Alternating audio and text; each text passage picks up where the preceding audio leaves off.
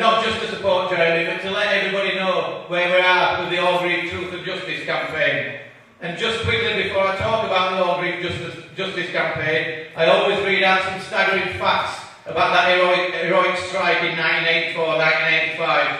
And remember, if we hadn't lost that heroic strike, but saw the full force of the state, the government, the media and the police brought against the miners, we wouldn't be living in a situation now where we have low pay, 0 hours contracts and some of the worst trade unions in the world.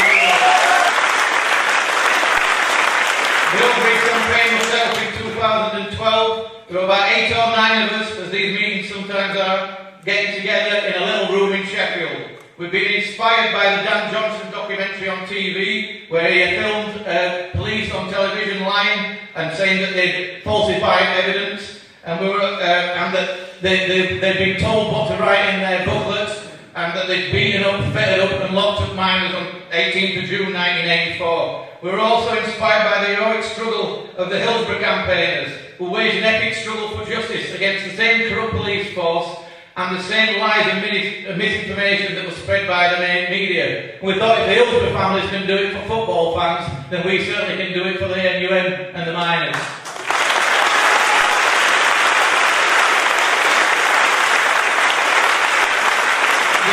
I can say without a doubt that the campaigns have been like a roller coaster. As soon as we set up our campaign, the police referred themselves to the Independent Police Complaints Commission, which probably tells you a lot about how much faith we've got in the Independent Police Complaints Commission doing any justice.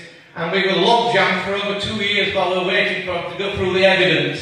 All you need to do is watch the TV, you can see quite clearly what had happened at Orgreave.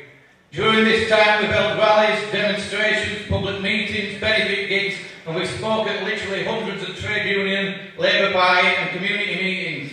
And our campaign just keeps getting stronger, and with your support we can win. Last summer they said, the IPCC, that they couldn't investigate because of the passage of time and their lack of powers. However, on the same day, the Home Secretary, then Theresa May, tweeted and said she would call for a public inquiry, which is what we were calling for all along. We quickly organised a meeting with Theresa May, which we produced our legals. From that meeting, she asked us to produce a legal submission, which I've got here. It's a huge document that's got testimony from striking miners who were beaten up and locked up on the day, along with lots of other legal stuff which I've gone through.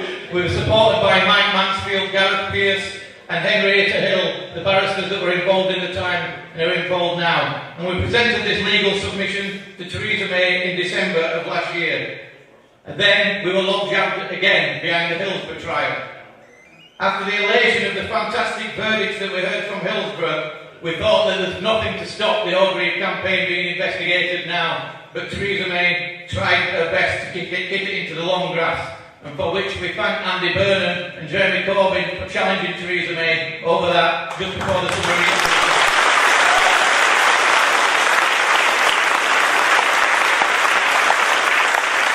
This could possibly be one of the weirdest weeks in my life, and I've had some strange ones, I can tell you.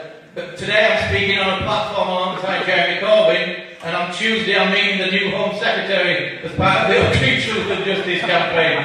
I'm not quite sure how that's all going to go, but quite a strange week to live through. So please get behind our campaign, support our campaign with motions through your community groups or your trade union branch, write to your MPs, tweet and email the Home Office. Together we can win, and with your support I'm sure we can do that.